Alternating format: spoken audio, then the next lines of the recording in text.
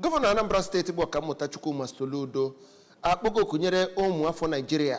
ka anyị na-akwalite na ndị Afrịka niile ka jikọta aka ọnụ wee na-akwalite ezi ọchịchị onye kwuru uche ya mee ka obodo anyị anụwa maa mma ma mpaghara Afrịka niile ebe a ga na-echekwa ikiri nke ndị mmadụ na-eme ihe bara uru site n'ịdị na-enye ohere maka ndị ntorobịa anyị dịka ndị Dr. Nnamdi Azikiwe si wee mee oge ọ dị ndụ.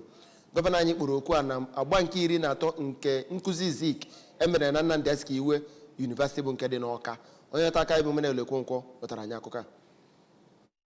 N'udo nke ọ bụ onye nọchitere anya na ya bụ ihe mmemme bụ osote ya bụ dọkịnta Onyekachukwu Ibezim nọrọ oge ọ na-agụpụta ọrụ dị iche iche nakwazi mbọ dị iche iche ya bụ dọkịnta Azikiwe nagoro mmụọ gbara ịhụ na enwere ezi Nigeria nakwazi Afrịka nwere ezigbo ọganiru. N'okwu ya na mbụ onye ji ọkwa onye isi ya bụ ihe mmemme bụkwazi onye bụ aka na-achị steeti Enugu bụ dọkịnta Peter Mba rụtụrụ aka na ya bụ dọkịnta Azikiwe nagoro mmụọ bụ nnọọ onye a na-agaghị echezo n'obodo Afrịka nakwazi n'ụwa gbaa gburugburu. N'okwu nke ya onye nyere ihe nkụzi pụrụ iche na ya bụ ihe mmemme bụ dọkịnta Mohammed Chambers onye kọwara dọkịnta Azikiwe dịka ezi onye ndu nke ọ na-anụ okwu n'obi iweta mmepe pụrụ iche na Nigeria nakwazi n'obodo Afrịka gbaa gburugburu. N'okwu nke ya na mbụ onye ji ọkwa Vice Chancellor nke Nnamdi Azikiwe University bụ Ọkammụta Bernard